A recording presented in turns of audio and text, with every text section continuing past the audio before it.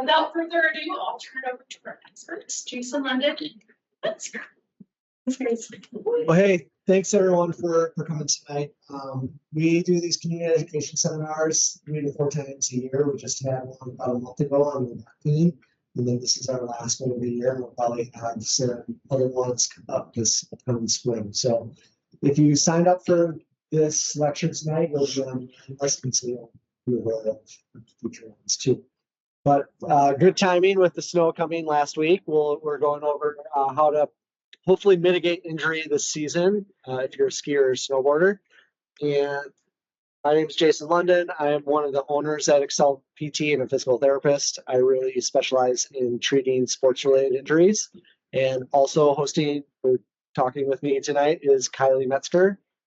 Yeah, I'm also a physical therapist here, orthopedic based, and also pelvic health, unrelated to what we're talking about tonight. But and Jason and I know firsthand, we've both torn our ACLs and gone through it. So don't do what we did and listen to us tonight. So we'll go over, why is it important to prevent injury? Really, what are the injuries that are occurring with higher regularity in both skiing and snowboarding? How do those injuries patterns differ between skiers and snowboarders? And then, how to prevent those injuries, which is really the main focus of tonight. And then, unfortunately, we'll also go over, if you do get injured, when is it time to go seek care, whether it be coming into physical therapy, direct access, or going into the urgent care or seeing an orthopedist, something along those lines. So with looking at injury rates and injury patterns, skiing versus snowboarding, there is a little bit of a difference, obviously, because there is an equipment difference. So skiers, both of the legs can move independently, where a snowboard, you're fixed to the board. And skiers, your bindings can release, where a snowboard, your bindings do not release. And then skiing, you're facing down the hill, your whole body is facing down the hill, where snowboarding, you're twisted too. So because of the differences in mechanism, that is why you see different injury patterns. So in snowboarding, upper extremity injuries are predominant. So that's wrist, elbow, shoulder. Whereas skiing, lower extremity injuries are predominant, specifically the knee. Both sports have head injuries as the #1 cause of death and disability. But in snowboarding, if we're looking at lower extremity injuries, there's a much higher rate of ankle injuries than in skiing. And that has to do with the way the boots are in snowboarding. That's a soft boot, so it can flex. And so more energy can be transferred to the ankle than in a ski boot that's a hard shell. And then with skiing, when upper extremity injuries occur, they predominantly are actually to the thumb. So there's skier's thumb, where you hyper abduct your thumb and tear a ligament in that. So we'll go over what that is and how to prevent that tonight as well. So first, we'll talk about head injuries, which are the most important to talk about because that is the #1 cause of death in both skiing and snowboarding, as well as disability on a smaller scale with concussion. So it's up to, really close to 50% of all injuries in skiing or snowboarding can result in a concussion or some form of brain injury. And there's different mechanisms between the two sports. Again, similar to what we talked about just a moment ago, because of the differences in the mechanics of the sport. So in skiing, you're much more likely to fall forward and hit the front of your head, whereas in snowboarding, you're much more likely to fall backwards and hit the back of your head. And it's those back of the head impacts that are more likely to cause a concussion. Ways to prevent that is wearing a helmet.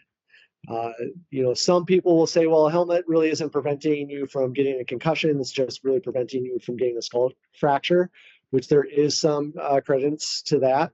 However, there is a study, a prospective study, which means that we can infer cause and effect, done in Norway in the early 2000s that showed that those skiers and riders who wore a helmet had a 60% reduction in head injuries compared to those skiers and riders that did not.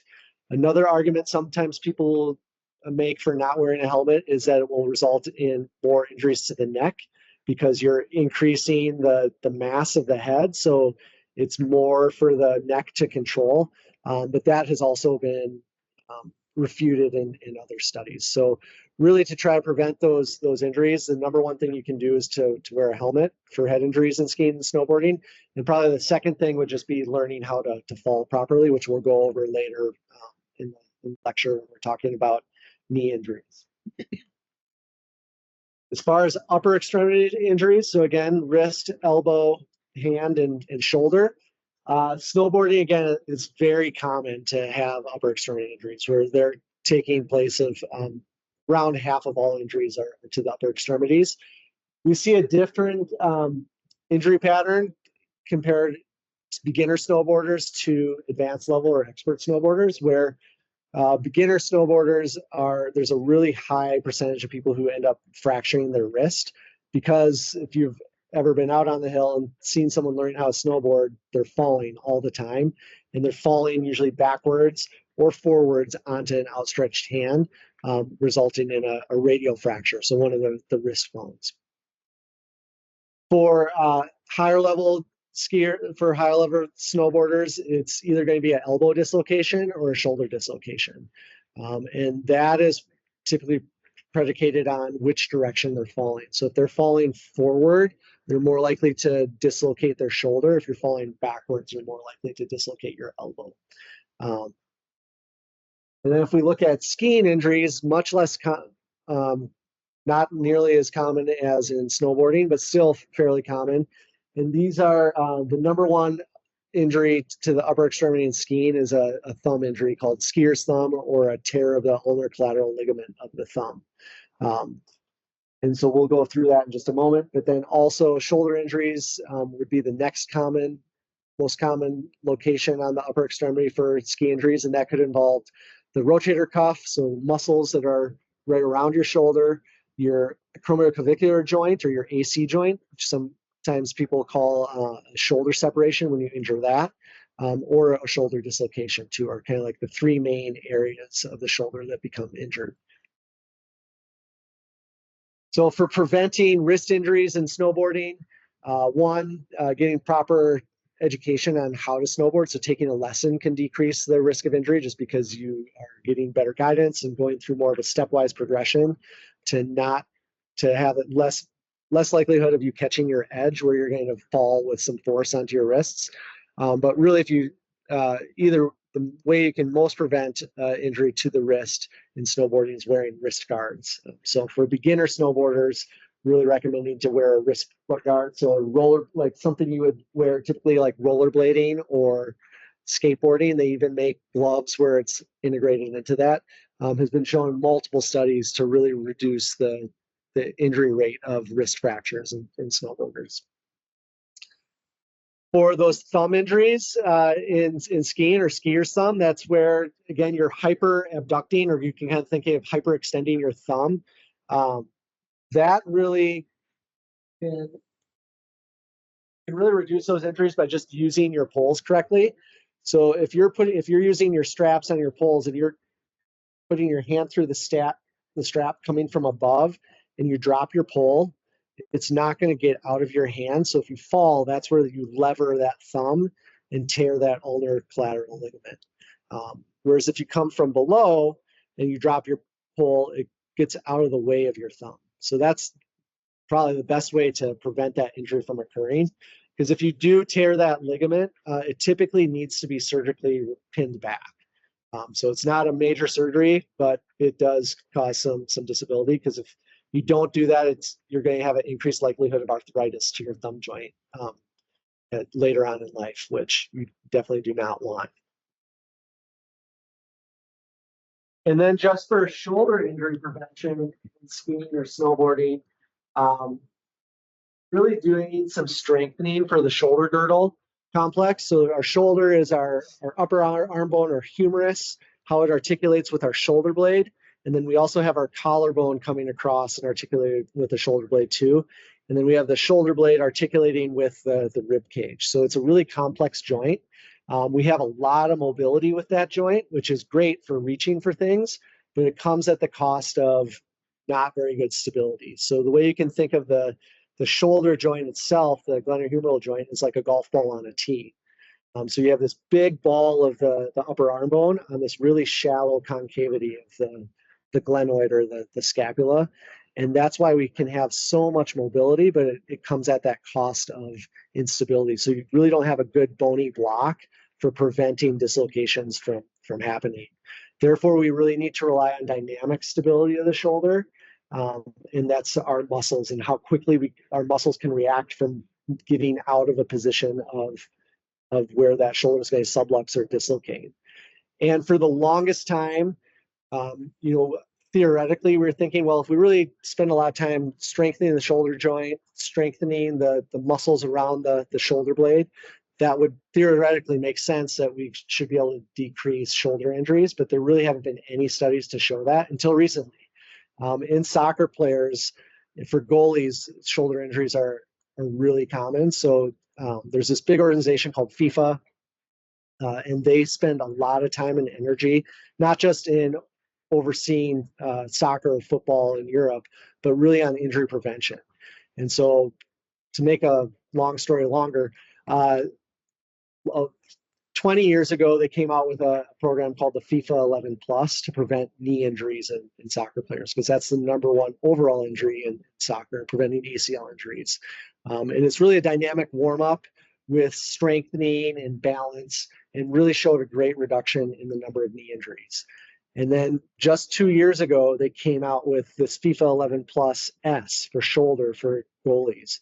And they showed a 50% reduction in all shoulder related injuries for goalies, both atraumatic and traumatic, which is really astounding. So injuries where they are coming in contact with something and it's forcing their arm into a position where they're dislocating. So this is a really exciting study for a PT nerd like me, because shoulder is a big area of interest of me in my practice, and has been throughout my whole career, and preventing or trying to decrease the risk of shoulder dislocations has also been a real interest of mine. So I've been really excited when this study came out. So what the injury prevention program is really just a dynamic warm-up where you're doing strengthening for the shoulder. So you would do this on every day before you would go skiing or snowboarding. And this could be done at home, and then by the time you get to Bridger, it still would be effective, because really it's causing forced compliance to shoulder strengthening, but also making sure that you're really activating your muscles before that. So what it is, it's really heavy on rotator cuff strengthening as well as scapular strengthening. So you just would take a resistance band like this, and I'll have Kylie be my anchor.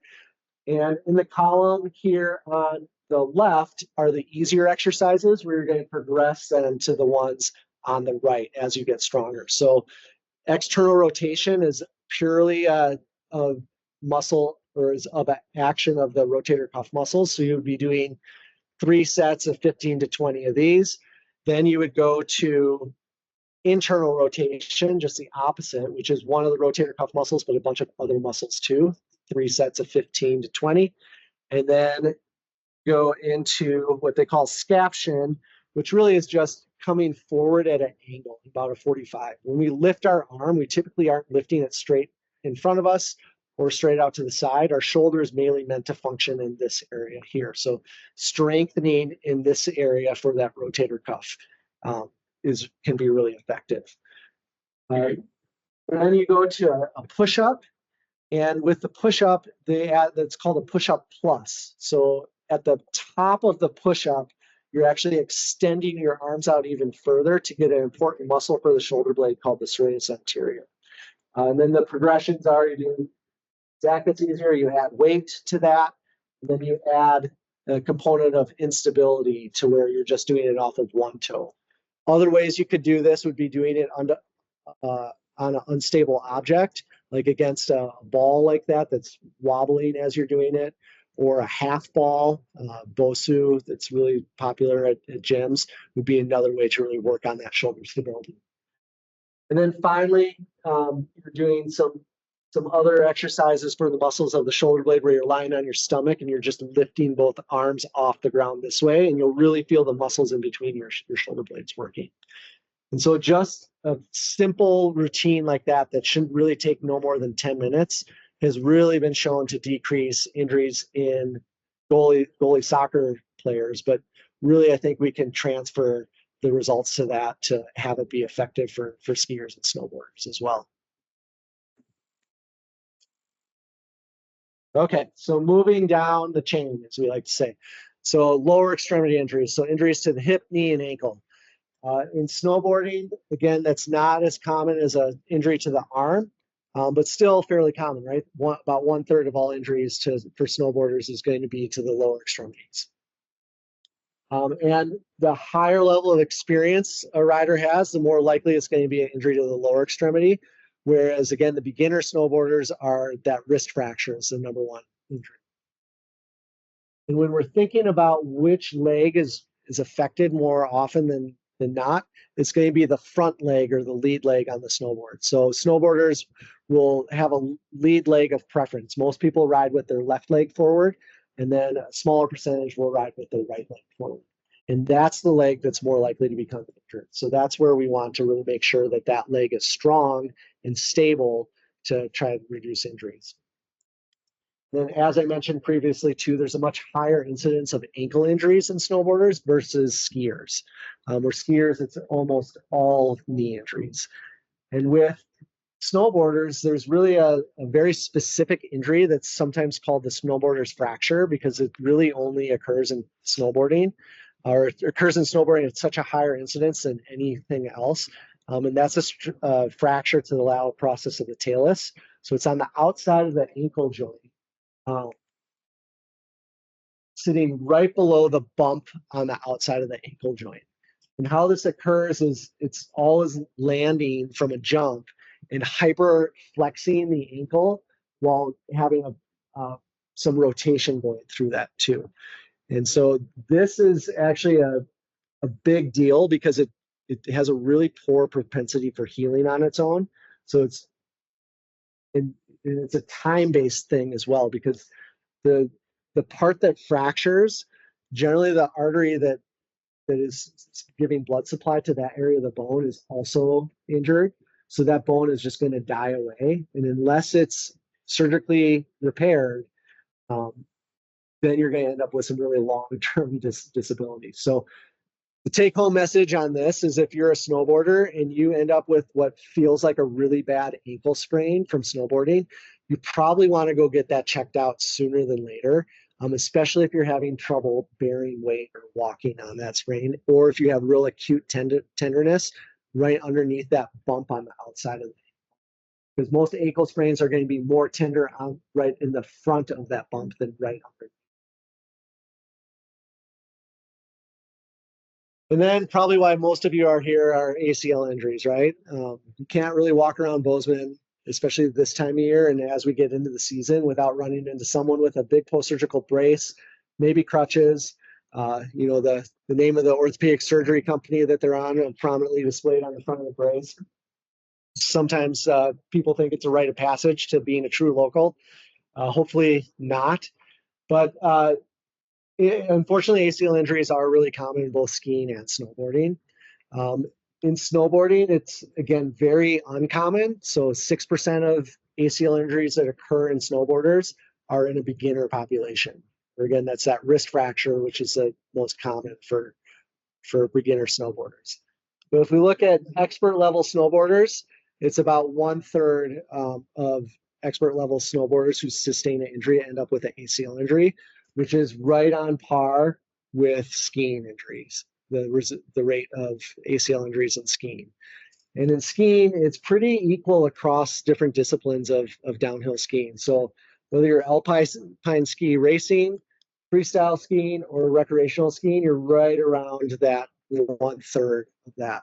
However, in skiers, unlike in snowboarders, there's a much higher incidence in ACL injuries in beginner skiers versus advanced skiers. So I've been talking way too long already, so I'm going to turn it over to Kylie. Give you the mic too. All right, so we're going to be talking about pretty much mostly ACL injuries, but we're going to go over kind of the usual suspects as far as injuries go. So you can see here there's a whole slew of ligaments and meniscus that make up kind of the major stabilizers of the knee. We have the ACL in the middle, behind is the PCL, the MCL on the outside, or excuse me, inside, lateral and collateral ligament, LCL on the outside, and then the medial and lateral meniscus. So when we think about knee injuries, a lot of the times in skiing and snowboarding, like Jason was just saying, if you're hurting your knee, it's most likely going to be, typically the MCL is actually the most common as far as numbers go, but the ACL is going to be the one causes the most disability, puts you out for the longest, kind of causes the most issues. So that's where we're going to be focusing. We do see a lot of concomitant injuries with the ACL. What that means is just a fancy word for you hurt your ACL, you also then likely hurt your MCL or your meniscus together. There is a terrible triad, which is ACL, MCL, and medial meniscus. It doesn't really matter as far as like gender, how fast you're going, those kinds of things if you do get a concomitant injury, but it does of course make the recovery a lot more complicated the more things you hurt. So thinking, why is the ACL important? Why should you care about tearing this funny little noodle in your knee? Like Jason was saying, ACL injuries make up for a really, really high percentage of injuries in alpine skiing. If you tear your ACL, you're losing seasons, whether it's winter season, summer season, it's going to put you out. It's a pretty expensive recovery. We're looking at, with surgical intervention, $40,000 lifetime costs. With non-surgical intervention, $90,000 lifetime costs. So you're dealing with this injury for a long time, and it's just not something you want to do. Then moving into, the overall increase of early onset osteoarthritis when you do injure your ACL. And the ACL is important because it's resisting those kind of rotational forces, hyperextension forces that are important to be stabilizing in activities of pivoting, cutting, twisting, skiing. You want your knee to be stable when you go to twist over it, and that's what that ACL is doing. So comparing snowboarding to skiing, overall, there is a decreased incidence of ACL tears among snowboarders. Like Jason was saying, it's going to be in those more elite snowboarders. That lead leg is always going to be the injured, most always going to be the injured knee. Two main mechanisms of how you're going to tear the ACL when you are snowboarding. A lot of the times with that lead leg, we can have landing from a big jump, land on a flat surface. You have that valgus force, the kind of internal rotation of that femur. You don't want that to happen at speed compared to ACL that way. And then also landing flat from a jump, the quadricep induced anterior drawer, when you go to land and you're trying not to fall into that back seat, that quad's going to contract so hard in that kind of deep knee flex position, you can tear the ACL that way. It's a little bit more rare, but it can happen. Moving into skiing, we're not seeing a huge difference as far as rates of tears or differences in how you're going to tear based on gender. We do have 3 to 4 kind of most common mechanisms of injury. This first one here, this is the forward twisting fall. This is going to be oftentimes in your beginner skier where you get stuck in that pizza. The front edge of those skis get caught, so you have that kind of arrest of motion from the skis. Your body keeps moving forward over that kind of fixed position. We have that internal rotation. You might feel that pop. There goes the ACL. This anterior drawer, that's kind of similar to what I was just talking about, the snowboarder, but a little bit different. Same kind of idea where you go to land, you land in the back seat. The ski boot is preventing that tibia from moving backwards, so you have that kind of forced anterior drawer, then causing the ACL tear. This backwards twisting fall, it's kind of exactly what it sounds like. Your body is falling backwards, you have that twisted limb. Oftentimes your shoulders and your hips are going one way, and you can kind of see, it's not the perfect picture, but not good things happening for that knee right there. The slip catch is less of a fall and more of exactly what it sounds like, a slip and a catch. So a lot of the times this is going to happen in your kind of higher level alpine ski racers. You can see in this last image, oftentimes you lose kind of stability and contact of that outside ski. You're then trying to regain stability, extending the leg, catch that inside edge of the outer limb, which then forces into that kind of valgus internally rotated position. pop goes the ACL. So then we're going to talk about mitigating ACL injury risk. So how can you prevent all of those scary falls and not have to come see us for an ACL tear?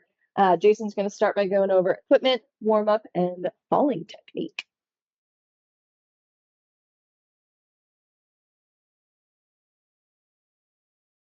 So again, there's a lot of things we can do to try to mitigate our risk of injury in skiing and snowboarding, and specifically for lower extremity injuries and into the ACL, it's a multi-pronged approach. Okay, so we can making sure, especially with skiing, making sure your equipment is functioning properly, because unfortunately, a common way that ACL injury can occur is if the ski doesn't release properly. So checking. Getting your bindings checked annually is actually the recommendation. So at the start of every ski season, or ideally in the fall, going into the ski shop and having them checked to make sure that the DIN is actually working properly and set appropriately too. Because the DIN should be set based on your weight and your ability. And so if things are fluctuating there, you want from season to season, especially with the weight, you want to make sure that you're getting the DIN set appropriately for that. Also, the standing heel height ratio is really just more on how the binding is set up. So if you're more likely, or there's an increased incidence of injury to the knee, if that heel is flat. And so the heel is at the same height as the toe, you want to actually have the heel of the boot in the binding be a little bit higher than the toe. And that's really just making sure when the bindings are mounted that they're mounted appropriately. And then there is an increased risk with women in terms of equipment malfunctions with skiing for ACL injuries. And that's because the way the DIN settings, the recommended DIN settings are unfortunately have just been only all that's based on male heights and weights, and doesn't take into account the differences in gender in strength to weight ratios and limb length ratios as well. So the recommendation in the literature is for women to have a slightly lower DIN setting than what's recommended for height and weight. And other things for equipment wise, again, talking about for skiers, is having a shorter ski length for beginners, so you have less of a fulcrum for the tip to get caught and then twist your knee. And then lastly, double checking your boots for excessive wear on the sole of the boot, where especially in Bozeman, that's an issue, right? Because a lot of us are hiking often in our boots, so the soles can really get worn down. And if the sole is really worn down, and one, it can change this heel height ratio on the boot, so the binding's not going to function properly, or it can just be worn down in areas where it's not going to function properly with the binding. So getting that annual adjustment or look at your bindings from a ski shop is a great way to help prevent that. Another way that you can help mitigate injury risk, not only for the lower extremities, but really for any injury, we alluded to this a little bit when talking about shoulder, is just having a dynamic warm-up. So making sure that your joints and muscles are warmed up before you're going into that activity, in this case, skiing or snowboarding. There's actually a study in the past 5 years that looked at the effects of a dynamic warm-up versus just starting to ski easier and then build up the aggressiveness or intensity of your skiing throughout the day, and found that a dynamic warm-up was still superior to increasing the heat or the temperature within the joints and within the muscles, and just lubrication of the joints and functioning of the muscles. So good dynamic warm-up is just mimicking a lot of the positions that you're going to be in your sport. So in this case with skiing and snowboarding, pretty squat heavy. So doing a bunch of air squats before you start out, as well as doing some leg swings, doing some trunk rotation things, are all really good things that you can incorporate. And the closer you can incorporate that to actually starting your sport or the event is the better. So probably not doing this at home, but doing it more in the parking lot or in the lift line is going to be a better place. And if you want ideas for a specific warm up, I wrote an article for Outside Bozeman 2 years ago, so winter 2023, 2024.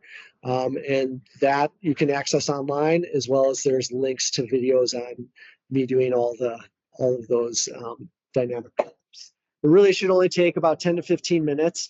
And one, will help mitigate injury risk, but two, will actually improve your performance too. So if you're ever watching, World Cup events or competitive snowboarding, you'll see a lot of people up in the start gate doing all sorts of things with bands and shouting and all this stuff. And it actually does help with performance as well. And then the last thing I'll talk about in terms of injury prevention is just training technique and falling technique, most importantly. So prior to becoming a physical therapist, and then initially my first several years as being a PT, I also coached slopestyle snowboarding. And there's a real big difference in kids who had a background in gymnastics or martial arts in terms of how they knew how to fall and how they would take these what looked like horrific falls but be able to roll out of it and not become injured, compared to kids who did not have that background and would just slam and not use momentum as their friend and always end up injured. And that's unfortunately commonplace when you're talking to other coaches. So fall and landing training is key. So if you're going to be doing aerial maneuvers, getting some air awareness with some tramp training early in the season can be really helpful. And then learning how to roll out of things is really important too. So if you haven't done a somersault since you were in grade school, might be a good time to start thinking about doing some somersaults on a softer surface. I would recommend. This floor here is really hard. I can attest to that. It hurts when you do a somersault, but that can be really helpful too. And then the last thing is, with a lot of those mechanisms of injury with ACL injuries for skiers, with the backwards twisting fall, the forwards twisting fall, the slip catch mechanism, a lot of those injuries are occurring actually before the person actually hits the ground, and when they're trying to rewrite themselves and save the fall, so to speak. And so a good rule of thumb, especially with skiing, is if you fall, stay down until you stop moving, unless, of course, you're going to be going off of a cliff or running into a tree or something like that. Because often that injury isn't necessarily happening when the fall happens, but it's with trying to correct the fall. So again, if you're falling, stay down until you stop moving, and then go ahead and stand up, so you're not catching a tip or something like that when you're trying to get back up and then get injured that way.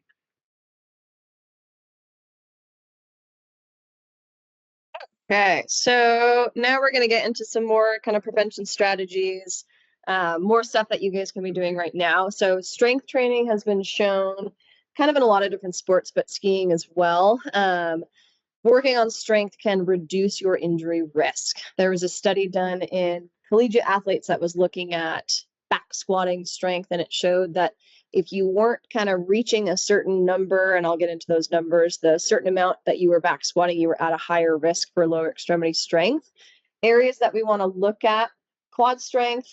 It's going to be a heavy hitter, but really it's going to be kind of the quads and the hamstrings working together.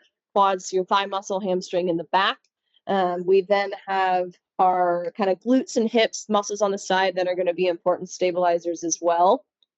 A lot of the times with both snowboarding and skiing, you're kind of in that bent knee position for a long time.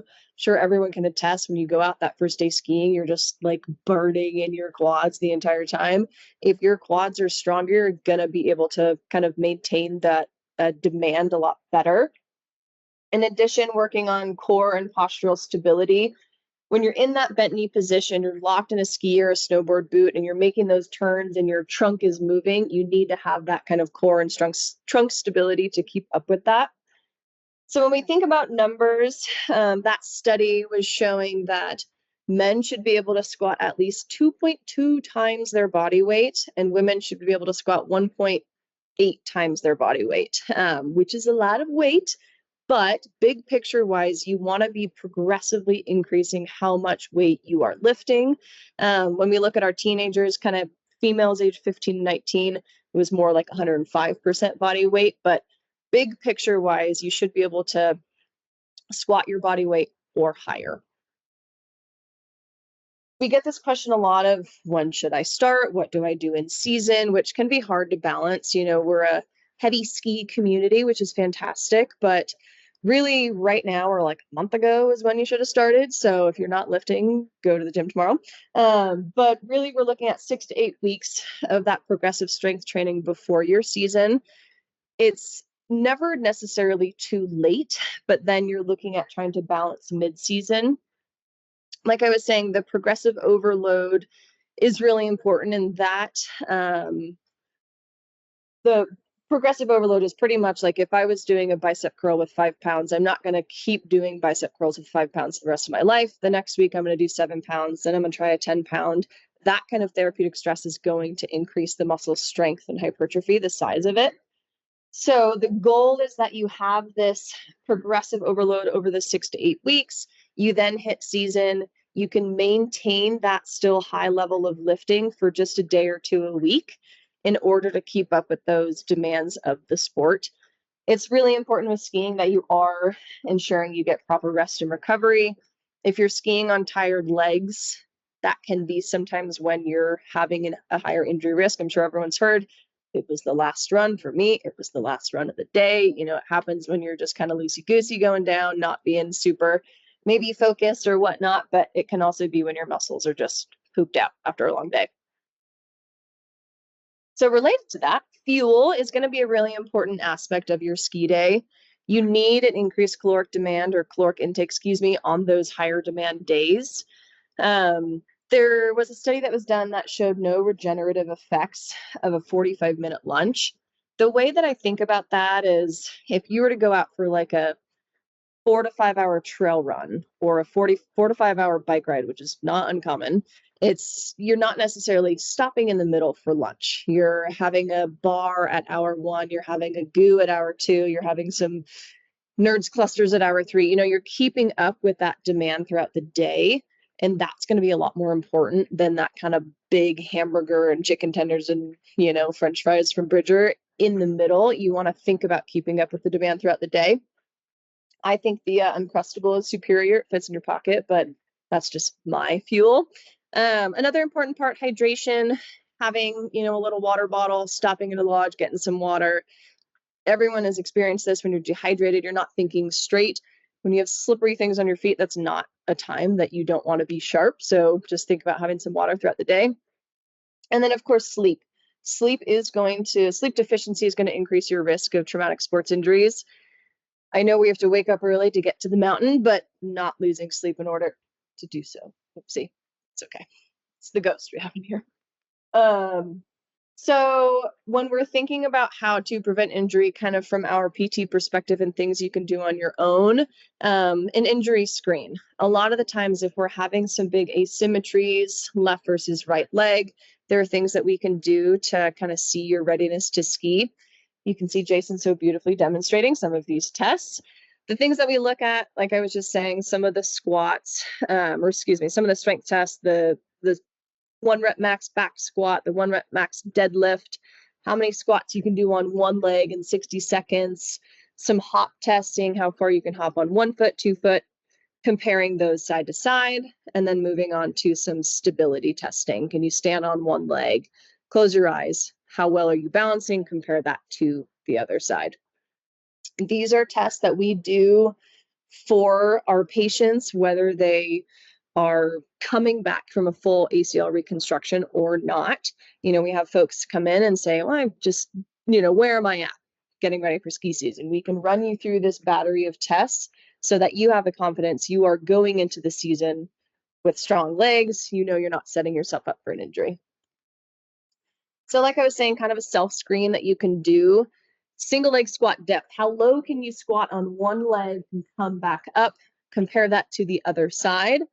Maybe do these things after you're like a little bit warm, maybe not just right when you go home and you get out of your car and do this. Look up the dynamic warm-up. Yes, exactly. Good plug. Wall squat endurance, kind of baseline, you should be able to do a wall sit for, I believe it's one leg for 60 seconds.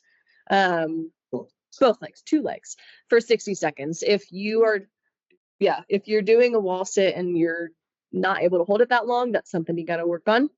Single leg hop for distance. Typically, we want to see at least 5 feet for men, 4 feet for women. That's just when you're on one foot. Trying to hop as far as you can. And then lastly, single leg stance, close your eyes, being able to hold that for at least 30 seconds. This is something you can run yourself through at home. Again, when you're warm, have a safe area. But if you're like, I'd rather come into Excel and have these guys do it, we are more than happy to run you through an injury screen. So when should you seek help? Say you had a fall, things aren't feeling good. These are some signs that it's time to either call us or go see the doc. Oftentimes we're looking at knee pain, things that we, see often. That's unfortunately sometimes maybe something worse happened. A fall with a pop, felt or heard. It's different than your, knees popping day to day. It's a big pop. Swelling, either immediately or delayed, even up to 24 hours delayed. If you're seeing swelling, something got a little messed up in there. Feeling of instability, like the lack of confidence in your knee, it can't support you. New locking, catching, or significant popping. Related to some of the injuries that Jason was talking about, inability to bear weight, whether it's your ankle, your wrist, limited range of motion in any joint that's kind of beyond normal. And then, of course, concussive symptoms, headache, nausea, lack of focus, a bonk to the head. If you have any sort of symptoms, that is cued to get it checked out just to make sure. So how can Excel help? Like we were just talking about, we can assess you, we can do an injury screen, develop an individualized program. If we are seeing some strength asymmetries, we can address those before they become an issue. We can take care of small injuries. If you've got something that's been nagging, maybe it's something you've dealt with before and what you usually do is not working. Typically, if it's lasting more than 2 weeks, may not go away on its own, that's your time to come in and see us. And really, that's just going to speed things up and not make it this long, naggy thing. And then lastly, if worse comes to worst, if you do need a surgery, we are here for operative or non-operative rehabilitation, or if you do have a more serious injury, we are here to help. So kind of in summary, there's a high incidence of injuries in skiing and snowboarding, kind of across the whole body, of course, a little bit more higher incidence, upper extremity in snowboarding, lower extremity ACL in skiing. Check your equipment. Now's the time. Snowpack is still building, so we have some time, which is great. Make sure you're getting warm. Make sure you're putting your snacks in your pocket to warm up and fuel up. If you're down, stay down. If you go to fall, unfortunately, don't try to get back up. That's where things can turn the wrong direction. Get strong. There is still plenty of time to build some strength right now. Continue it through the season. And of course, Excel can help. All right. Any questions? Oh, like strategies for falling, besides not trying to stop yourself, your mid-fall, is there a way to prevent? Yeah, good question. So the question is, other than just not waiting until you stop moving, how can you prevent injury if you have fallen? Yeah. Yeah, I mean, I think the biggest thing is to try to use momentum to your advantage. So if you're falling in a certain direction, like kind of go with the fall and try, like a big thing, especially with landing from a jump or something, is trying to roll out of something and keep moving. And similar to like if you're down, stay down, like try to let momentum keep you moving, because it's like when you're sticking the landing or the fall, so to speak, that's when bad things happen, because there's so much force that your body can't really react to it.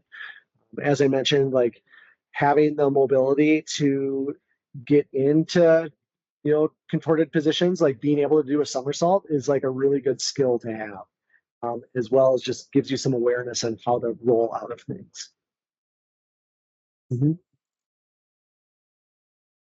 Yeah. Is there anything else needs studies for like cross country skiing or skiing by any differences? The thing you see here is Yeah, good question. So question is, differences if we're talking about Nordic skiing as well, or backcountry skiing. So backcountry skiing is going to be very similar to what we were talking about with alpine skiing, because you're very rarely getting injured on the way up with backcountry skiing, and then on the way down, it's going to be very similar mechanisms of injury profiles as you would see with lift serve skiing. So again, ACL injuries, etc. And then with backcountry skiing, of course, there's an increased risk of injury from snowpack issues with avalanches or just hollow snowpacks, that type of thing. For Nordic skiing, there's a much lower incidence of injury than in skiing, alpine skiing or snowboarding. And the injuries that we're seeing in alpine skiing and snowboarding we term traumatic.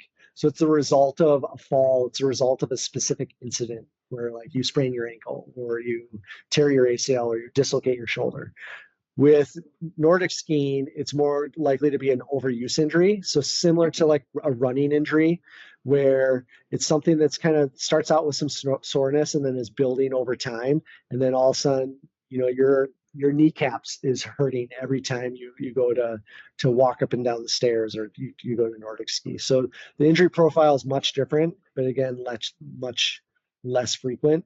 Early on in the season, we see a lot of people with lower back pain, maybe some elbow or shoulder pain, just because of double pulling and that compression with that, and use of the poles for affecting stress on the elbow or on the shoulder. Yeah. Okay, so question is, do knee braces prevent injuries in skiing? The answer is no. So there's been a couple studies looking at the recurrence of injury after someone has already had an injury with an ACL injury and wearing a knee brace. One study that was done with support by the company that makes the brace showed a difference. Another study that showed that was done without support of any companies showed no difference. And so the way I approach it is with one, I don't think wearing a knee brace, you're going to prevent future injury from occurring. But however, if you're returning from an injury, like you tore your ACL last year, you've gone all the way through the recovery process, which unfortunately is 9 to 12 months. And this is going to be your first season back on snow. I think it makes sense to wear a knee brace because it gives you a little bit of proprioceptive input, just making you aware that, oh yeah, remember I got injured last year. I'm probably still building some strength for my recovery. I'll have that. And that's what I've worked with the US ski and snowboard teams, and that's what our policy is with that. And I think it's a good policy. You wear it for the first season back, and then it's up to the athlete after that. Most people decide to ditch the knee brace because they're uncomfortable, they're heavy, etc. But I think in the scenario that you're coming back from an injury, wearing it that first season makes sense. But if you're not injured and you're trying to prevent a future injury, that knee brace, unfortunately, is not going to prevent injury for you.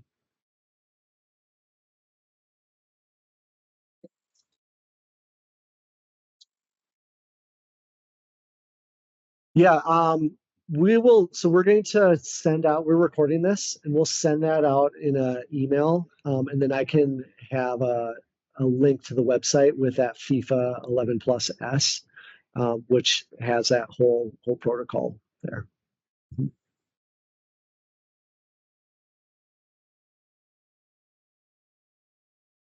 So in ski performance for alpine skiing, not that much because you're in that ski boot and there's a lot of modifications that you can make within the ski boot for limited ankle mobility. So but most often if you're limited in your ankle mobility, it's your ability to drive your knee over your toes. So adding a heel lift within the boot can help if you have limited ankle mobility. But because the rigidity of the ski boot, you're not getting a lot of ankle motion in that to the point where you're going to really improve performance with that. On the flip side, as far as trying to improve your strength for skiing, ankle mobility is hugely important. Your ability to drive your knees over your toes with a squat is really important. So if you have limited ankle mobility with that, you're going to be limited in the ability of squatting, how that that force with squatting is transferred to your quads. If you're limited in your ankle mobility, you're going to feel it more in your hips and your low back. So working on that ankle mobility is important. Sure. Take it away. So can you see me? So one, you want your legs to be somewhere between hip width and shoulder width apart. Everyone's hip bones or hip socket is oriented a little bit differently. So for most people, they're going to be more comfortable getting into deep squat with having their toes rotated out. That's totally okay. Yeah. So you want to be able to play with that position that your feet are in, whatever allows you to get into a really deep squat. And then from the front, as you're squatting down, your knees shouldn't be caving in or bowing out, but being able to come all the way down and sit into a squat without getting pinching in the hip. If you're getting pinching in the hip, that may indicate that you have limited ankle mobility. So a way to address that is to just put like a plate underneath your heels to account for that. And if you can get into that full depth squat without the hip pinch, then you know it's your ankle mobility and it's not your hip mobility. It's still pinching you in your hips here and with your heels elevated, then it's probably something to do with your hip mobility, and you don't want to be pushing into that because that's just going to really irritate your joint. From the side, you want to be squatting down. You want all three of your main lower extremity joints to be moving at the same time. So you want your hips to be bending, your knees to be bending, and your ankles to be bending. But ideally, you want your trunk to stay fairly upright and stay flat. So you don't want to be arching your back or rounding your back as you come down. And as you're coming down, your knees have to go out over your toes to get to a certain depth. So the advice that maybe a lot of trainers or even doctors or PTs have given in the past of like, don't let your knees go over your toes is horrible advice. The study that they're drawing that from was misinterpreted. Your knees have to go over your toes for you to get to a certain depth squat. If you're just doing a shallow squat, then they don't go over your toes. But if you're going into a deep squat, your knees have to go over your toes. And so like for a squat to be proper form, you're looking for like being stability all the way down and up. Absolutely. Yep. Yeah. And as you're, if you're doing like your max back squat, you're probably not going to have real super clean stability because your body's going to be shifting at that level. If you're thinking of like the study that Kylie referenced that was D1 and CAA athletes, 2.2 body weight for a back squat, like that's a lot of weight to try to control. And so with those numbers that she was referencing, you have to take it into context. So if you're a D1 athlete, yeah, that's what you should be going for.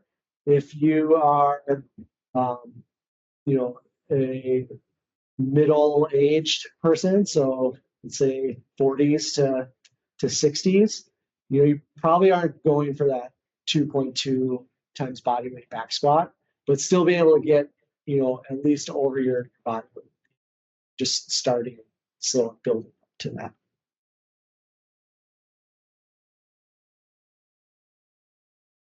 Yeah. So what about pistol squats? If you can't get low, what does that mean for your body? If you're with a pistol squat, if you can't get low, what does that mean for your body? It could mean a lot of different things. Generally, it's going to be a component of strength and mobility.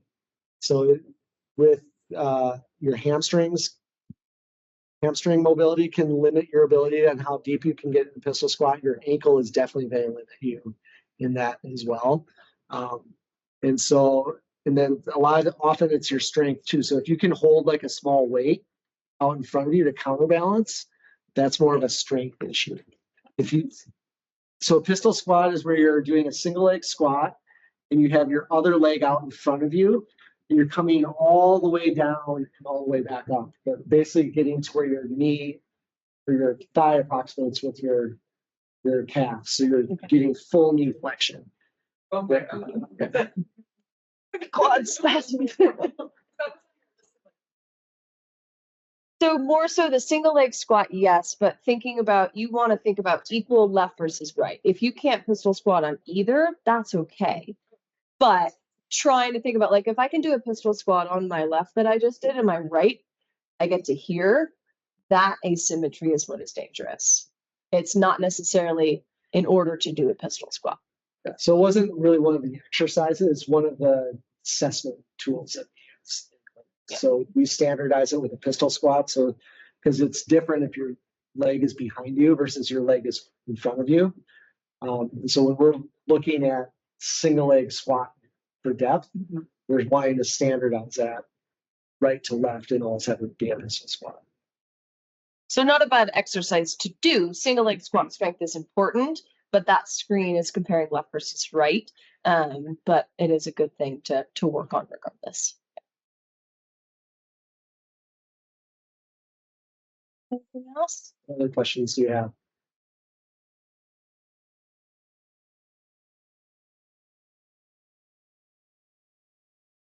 Okay. Cool. Well, thank you all for attending. Our contact info is there. We are happy to answer questions over email. We will be emailing as long as the recording worked. We'll be emailing a recording of this out probably in about 2 weeks. Even if the recording didn't work, we'll still send out an email and I'll have that reference for you on the shoulder readings. Talk to Nicole to send up. And again, yeah, thank you for coming. Hopefully you do not end up in here again, meaning that you're staying injury-free. But we're happy to help you if you ever do get injured or you have questions or want more personalized assessment. Thank you. Thank you.